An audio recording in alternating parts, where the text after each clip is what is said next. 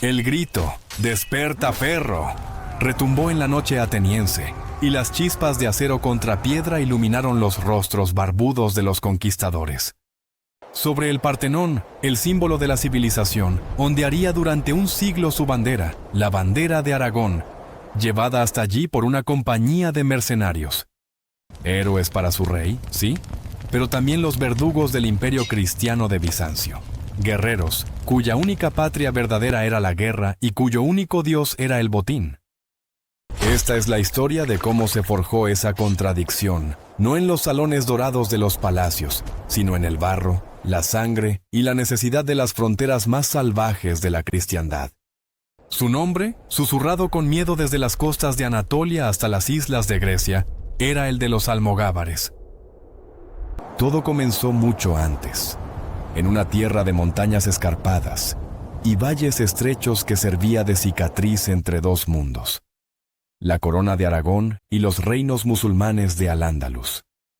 Allí, la vida era precaria, una moneda lanzada al aire cada amanecer. No se sabe a ciencia cierta su origen exacto, pero la idea que cobra más fuerza es la que nos habla de simples campesinos y pastores. Hombres que vivían en la frontera, acostumbrados a un sol implacable y a un viento que cortaba la piel. No eran soldados ni lo pretendían.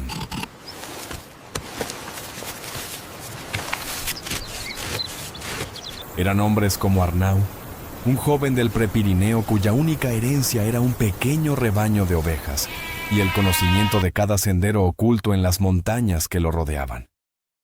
Su mundo no se extendía más allá de su aldea y los pastos de verano.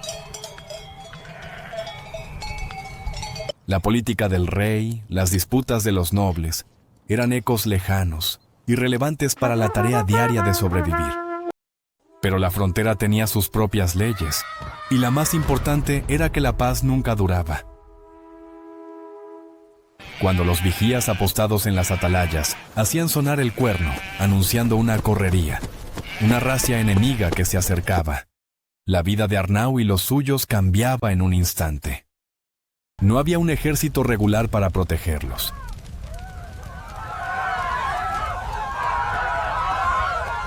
La protección eran ellos mismos.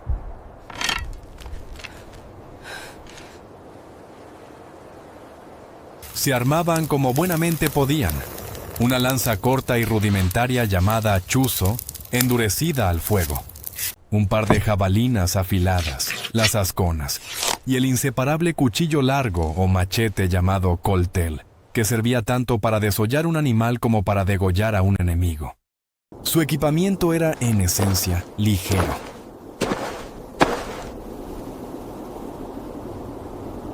No había cotas de malla, ni pesados yelmos, ni escudos señoriales. Solo un cubrecabezas de cuero, a veces, y un pequeño broquel de madera para desviar un golpe con suerte. Eran la antítesis del caballero.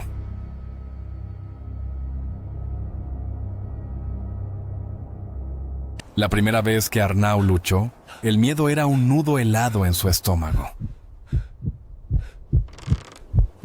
Vio el humo en el horizonte y supo que los sarracenos estaban quemando las granjas del valle.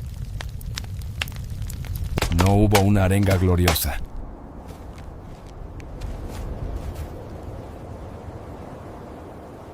Solo la voz ronca del hombre más viejo de la aldea.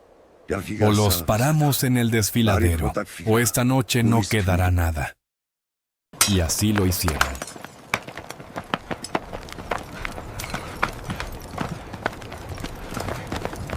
No les presentaron batalla a campo abierto, pues eso habría sido un suicidio. Se apostaron en los bosques y las montañas que también conocían, fundiéndose con las rocas y los árboles. Esperaron.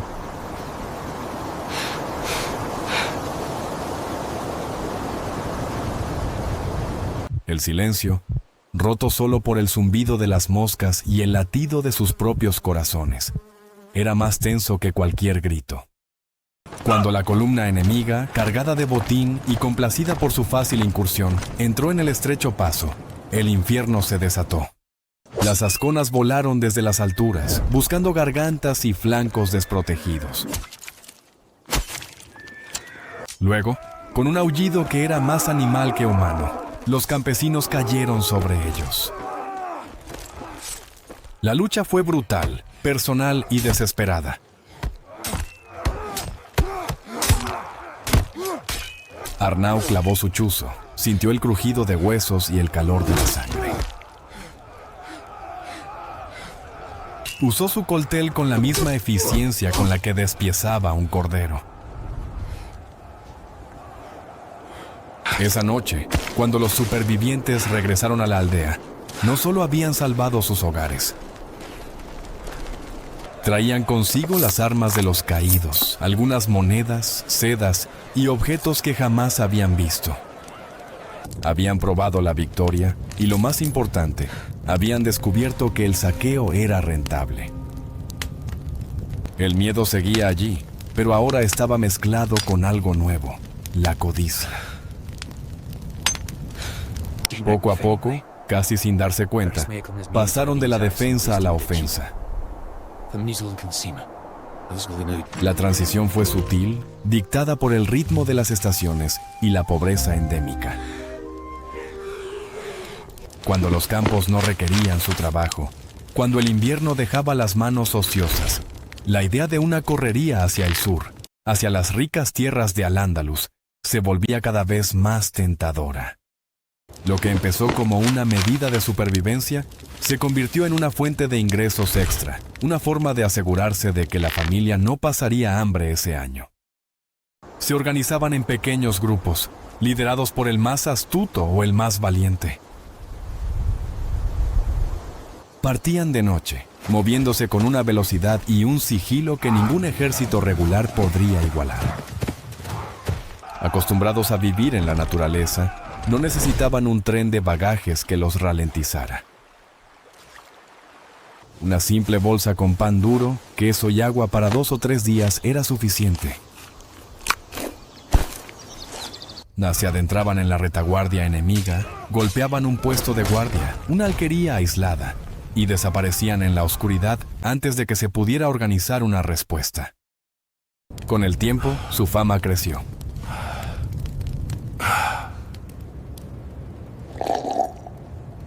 Los nobles aragoneses, siempre necesitados de debilitar las defensas musulmanas para facilitar sus futuras campañas militares, vieron en estos hombres una herramienta perfecta.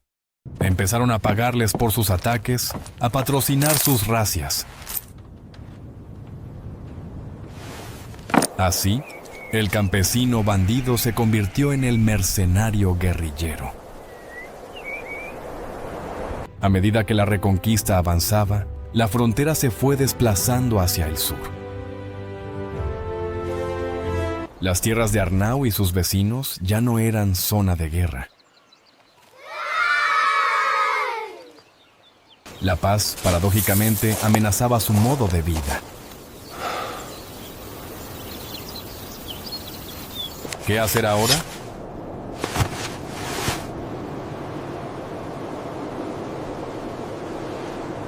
¿Volver a ser simples campesinos? ¿A vivir de lo poco que daba la tierra? Después de haber probado la emoción del combate y la dulzura del botín.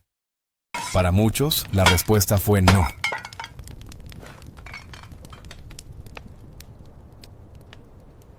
Llevaban años atacando a sus vecinos y la guerra se había convertido en su oficio. Así que hicieron lo más lógico. Se agruparon en compañías más grandes y organizadas y ofrecieron sus servicios de forma permanente a la corona de Aragón. Ya no eran simples campesinos, eran almogávares.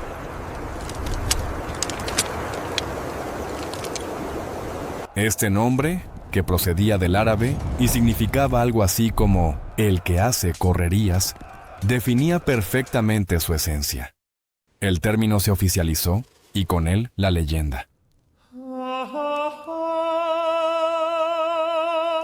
Aunque el núcleo era aragonés, catalán y valenciano, sus filas eran sorprendentemente diversas.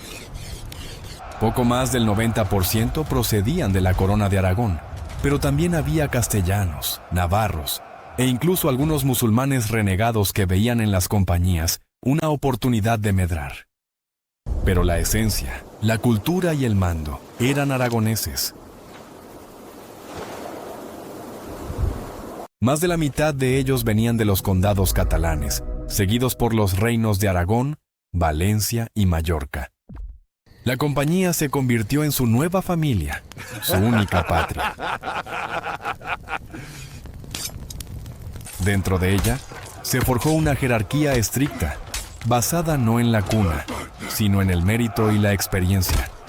En la base de la pirámide estaba el almogávar raso, el soldado del que hemos estado hablando. Podía ser un mercenario temporal, un campesino que se unía a una campaña en busca de riquezas rápidas, o un profesional que dedicaba su vida a la guerra. Los temporales se conformaban con el botín, pero los permanentes, como Arnau, aspiraban a más. Podían ascender al siguiente rango, el almogadén. El almogadén era un almogávar veterano, un hombre curtido en 1000 batallas, que conocía todos los trucos del oficio. Era el capitán que lideraba grupos autónomos de almogávares dentro de la compañía. Su nombre, del árabe al-Muqaddam, el que dirige, lo decía todo. Iba a pie y equipado de forma ligera, igual que sus hombres, pues su liderazgo se basaba en el ejemplo, en luchar en primera línea. Arnau, tras años de servicio, decidió que merecía ese honor. Para ello, tuvo que presentarse ante el adalid, el comandante supremo de la hueste. El proceso era un ritual solemne.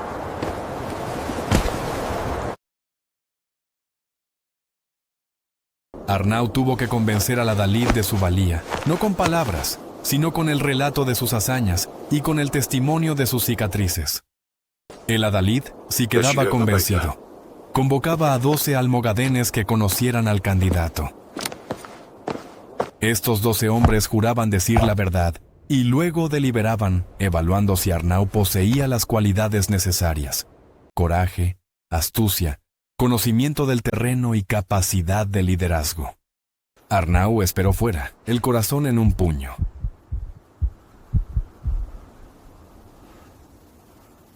El veredicto de esos 12 hombres era su futuro.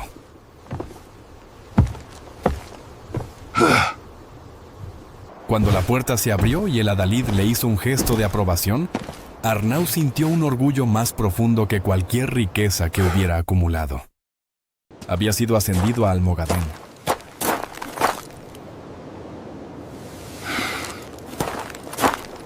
En la cúspide de esta jerarquía se encontraba el adalid, el rango máximo. Su nombre, derivado del árabe ad-dalil, significaba el que guía o el que muestra el camino, y esa era precisamente su función. El adalid era el cerebro de la compañía.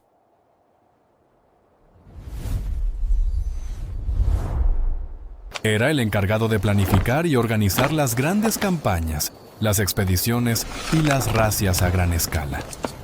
No solo era un estratega militar, sino también un juez que impartía justicia entre sus hombres, resolviendo disputas que podían ir desde el reparto del botín hasta las ofensas de sangre.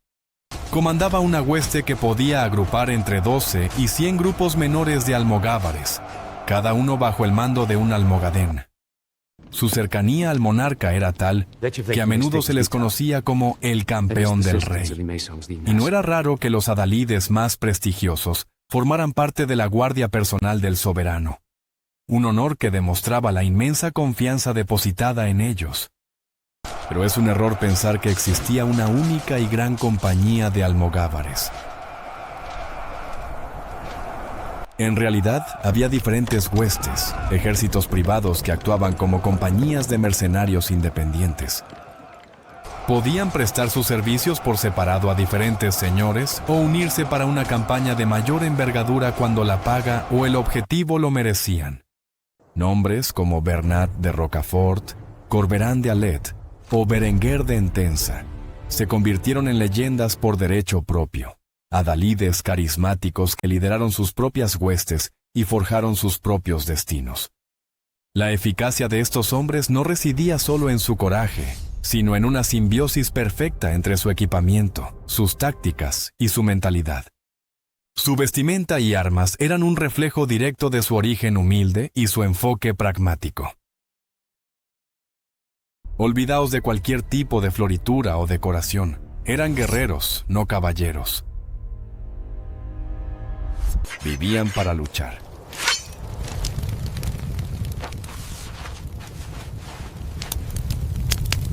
Su protección era mínima, a lo sumo, una cota de mallas bajo la camisa y un simple cubrecabezas de cuero o metal. Esto, que a ojos de un soldado de un ejército imperial dejaba mucho que desear, era en realidad su mayor ventaja. Les permitía moverse por el campo de batalla a una velocidad tremenda, una agilidad que los caballeros, aprisionados en sus armaduras, solo podían envidiar. Su arsenal era variado y letal.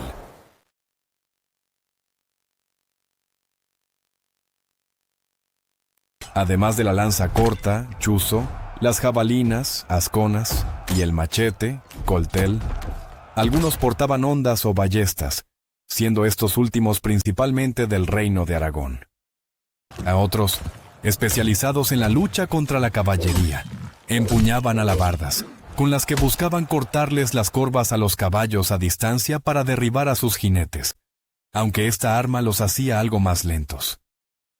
Todos llevaban una daga curva, perfecta para acabar rápidamente con los centinelas en una incursión nocturna. Su aspecto físico era parte de su arsenal. Llevaban el pelo muy largo y unas barbas muy prominentes, lo que les daba una apariencia fiera y aterradora, un factor psicológico muy importante en el combate cuerpo a cuerpo. Su función dentro del ejército aragonés evolucionó a la par que su reputación. Al principio, cuando trabajaban como mercenarios para el monarca, su tarea principal era la de mera exploración. Actuaban como una guardia de avanzada, complementando a la caballería ligera, explorando el terreno y detectando al enemigo. Podrían compararse con los vélites de las legiones romanas, aunque los almogávares, con sus cascos y posibles cotas de malla, estaban algo mejor protegidos. Sin embargo, con el paso del tiempo, probablemente a mediados del siglo XI, sus números aumentaron drásticamente. Las compañías se hicieron más poderosas, más ricas, y ganaron un peso específico enorme en el ejército. Su fama y su reputación de eficacia en combate fueron tales que dejaron de ser considerados tropas auxiliares para ser vistos como las tropas de élite de la corona de Aragón. Ya no eran simples exploradores, se habían convertido en la punta de lanza en las grandes campañas de conquista. Un ejemplo paradigmático fue la conquista de Valencia por parte de Jaime I. En aquel diminuto ejército con el que el monarca acampó frente a las murallas de la ciudad, los almogávares fueron una pieza fundamental, el corazón de su infantería. Su estilo de lucha era, en muchos aspectos, revolucionario y contrario a la lógica militar de la época. Mosquish, mientras el resto de Europa se centraba en perfeccionar las formaciones cerradas de infantería pesada y las cargas masivas de caballería, ellos rompieron con esta tendencia e hicieron todo lo contrario. Su forma natural de combatir era en formación dispersa, donde podían sacar el máximo provecho de su ligereza y agilidad. Podían esquivar, flanquear y encontrar los puntos débiles de un enemigo lento y pesado. No obstante, eran tácticamente flexibles.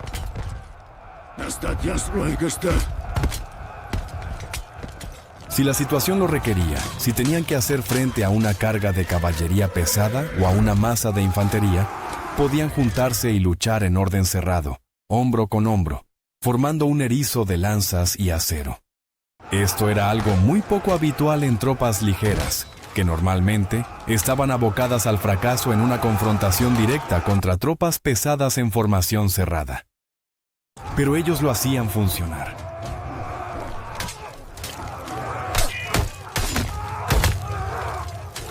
cómo?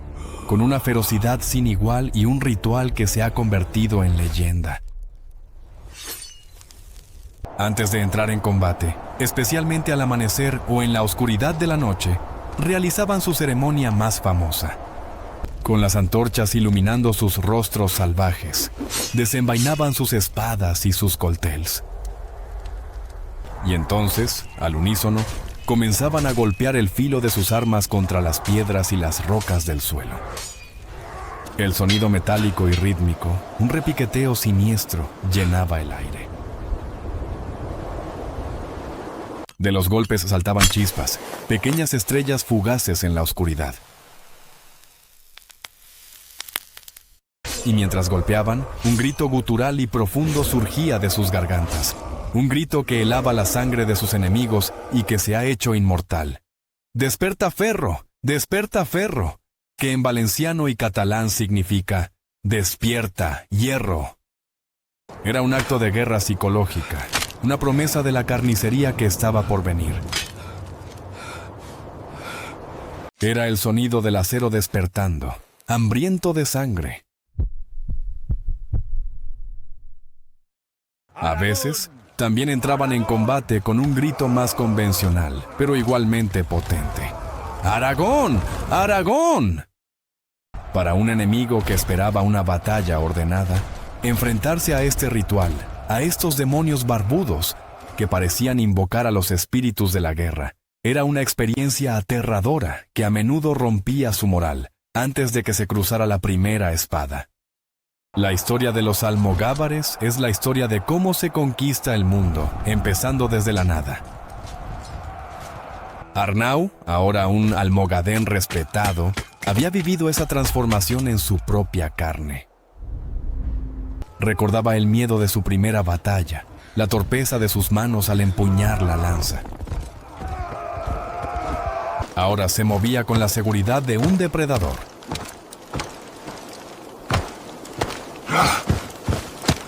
Su cuerpo era un mapa de cicatrices, cada una con su propia historia.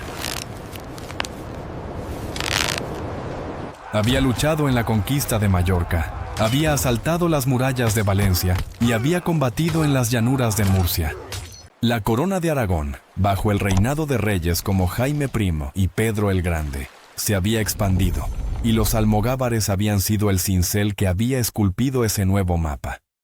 Pero la península se les empezaba a quedar pequeña.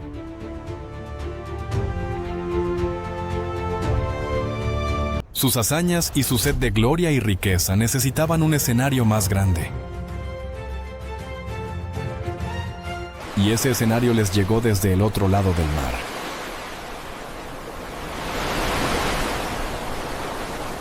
La oportunidad surgió con las vísperas sicilianas, la masacre de la guarnición francesa en Sicilia, que llevó a la isla a ofrecer la corona a Pedro el Grande de Aragón. Se desató una guerra contra la Casa de Anjou, apoyada por Francia y el papado. Era una guerra de una escala mucho mayor a la que estaban acostumbrados. Y allí, en Sicilia, los almogávares demostraron que su valía no se limitaba a las guerrillas de la frontera ibérica. Se enfrentaron a los famosos y temidos caballeros franceses, la élite de la cristiandad. En los campos de batalla sicilianos, la escena se repitió una y otra vez. La carga atronadora de la caballería pesada francesa, segura de su victoria, se estrellaba contra el muro de lanzas almogávares. Los caballos caían con las patas cortadas y los caballeros, una vez en el suelo, torpes y pesados, eran masacrados sin piedad por los ágiles y veloces almogávares. Su fama cruzó el Mediterráneo.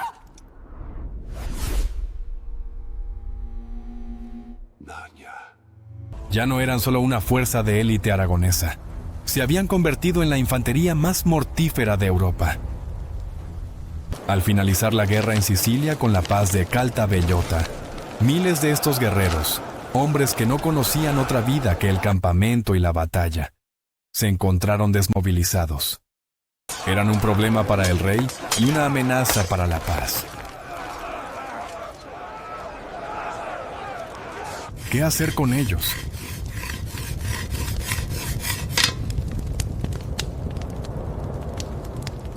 Fue entonces cuando surgió una figura destinada a llevarlos a su mayor gloria y a su más profunda infamia, Roger de Flor.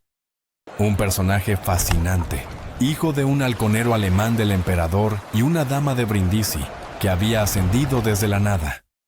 Había sido sargento en la Orden del Temple, pero fue expulsado y acusado de haberse quedado con tesoros de los templarios durante la caída de Acre. Astuto, carismático y sin escrúpulos, vio en los almogávares desocupados el ejército perfecto para sus ambiciosos planes. Al mismo tiempo, en el otro extremo del Mediterráneo, el imperio bizantino se desmoronaba. Los turcos avanzaban imparables por Anatolia, amenazando la propia existencia del imperio. El emperador Andrónico II Paleólogo, desesperado, buscaba mercenarios capaces de detener la marea. La oferta de Roger de Flor llegó a sus oídos como una plegaria atendida. Así nació la Gran Compañía Catalana, que partió hacia Constantinopla. Arnau, ya un hombre maduro, un veterano entre veteranos, se unió a la expedición. Vio con sus propios ojos la magnificencia de Constantinopla, la ciudad de las cúpulas doradas, un mundo de lujo y sofisticación que jamás habría podido imaginar en su aldea de los Pirineos. Los bizantinos los recibieron con una mezcla de esperanza y desprecio. Veían a estos hombres occidentales, a los que llamaban francos, como bárbaros. Su aspecto fiero, sus ropas sencillas, su forma directa y ruda de hablar, chocaban frontalmente con la refinada y decadente corte imperial. No podían entender cómo estos pastores, como los apodaban con desdén, podrían tener éxito donde sus propios ejércitos habían fracasado. Pronto lo descubrirían.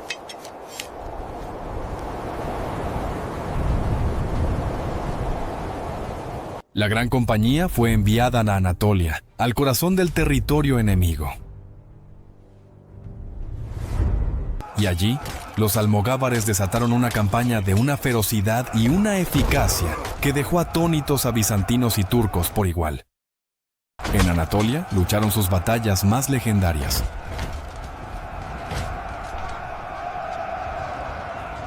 En la batalla del río Cícico, en las faldas del monte Tauro, en Filadelfia.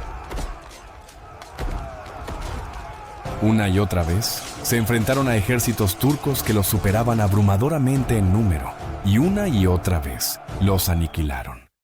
Su táctica era siempre la misma: una defensa disciplinada en orden cerrado para absorber el impacto inicial de la caballería turca, seguida de un contraataque salvaje en formación dispersa que sembraba el caos y la muerte. Roger de Flor los lideraba con una audacia increíble, acumulando victorias y un botín inmenso. El emperador lo recompensó con el título de megaduque y luego con el de César, el segundo título más importante del imperio, algo inaudito para un aventurero extranjero. Pero el éxito de los almogávares generó envidias y miedo en la corte bizantina. Eran demasiado eficaces, demasiado poderosos, demasiado independientes. Los generales bizantinos los odiaban, los nobles conspiraban contra ellos y el propio hijo del emperador, Miguel, veía a Roger de Flor como un rival. La relación entre la compañía y el imperio se fue tensando hasta el punto de ruptura. El punto de no retorno llegó en Adrianópolis.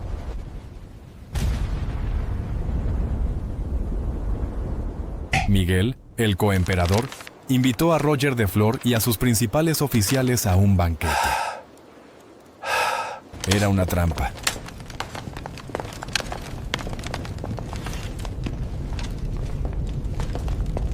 En medio de la fiesta, a una señal, asesinos alanos, otro grupo de mercenarios al servicio del imperio, irrumpieron en la sala y masacraron a Roger de Flor y a más de 100 de sus mejores hombres. La noticia cayó como una bomba en el campamento almogávar en Galípoli. El dolor se mezcló con una furia helada y absoluta.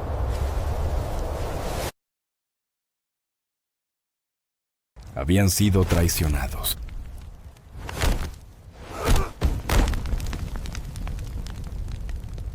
Su líder, el hombre que los había llevado a la gloria, había sido asesinado a traición por aquellos a los que habían servido y salvado. Arnau, con el rostro surcado por las lágrimas y la rabia, desenvainó su viejo coltel. Esa noche no hubo un solo grito.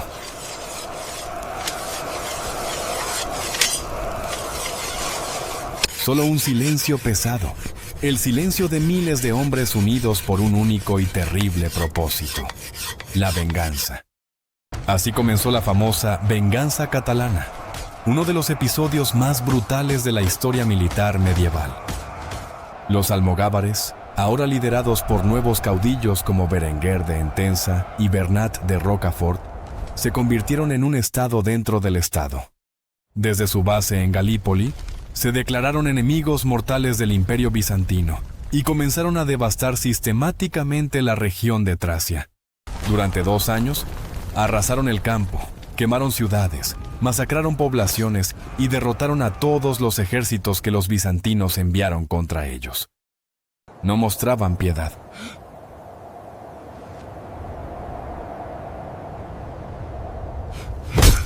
Su guerra ya no era por un rey o por un botín, era una guerra de exterminio, una respuesta desproporcionada y salvaje a la traición sufrida. La palabra catalán, como se les conocía genéricamente en Oriente, se convirtió en sinónimo de diablo. Las madres bizantinas asustaban a sus hijos diciéndoles: ¡que vienen los catalanes! Arnau participó en aquella orgía de destrucción.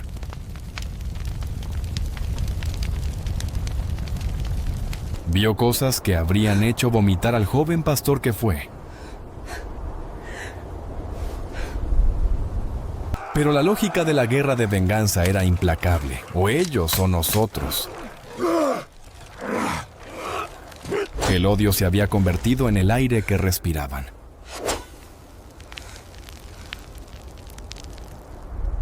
Tras saquear Tracia hasta dejarla yerma, la compañía necesitaba un nuevo rumbo.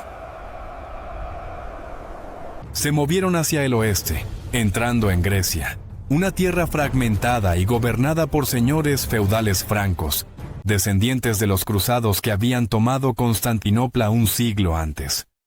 El duque de Atenas, Gualterio V de Brienne, cometió el error de contratarlos para luchar contra sus vecinos griegos. Como siempre, los almogávares fueron terriblemente eficaces. Conquistaron más de 30 castillos para el duque en poco más de un año. El trabajo estaba hecho, pero cuando llegó el momento de pagarles, Gualterio intentó engañarlos. Seleccionó a un pequeño grupo de los mejores para que se quedaran a su servicio y ordenó al resto que se marcharan sin la paga acordada. Fue el mismo error que habían cometido los bizantinos: subestimar su orgullo y su unidad. La compañía se negó a ser dividida y traicionada de nuevo. La guerra fue inevitable. El choque tuvo lugar en la llanura de Jalmiros, cerca del río Cefiso, en Beocia, en marzo de 1311. Gualterio de Brienne había reunido a la flor innata de la caballería franca de Grecia.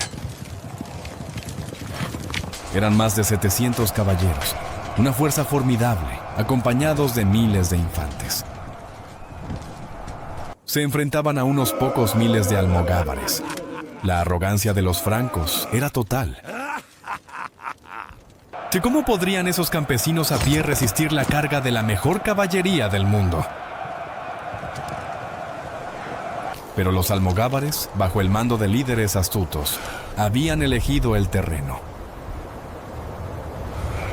Desviaron las aguas del río para inundar la llanura, convirtiéndola en un barrizal oculto bajo una fina capa de hierba.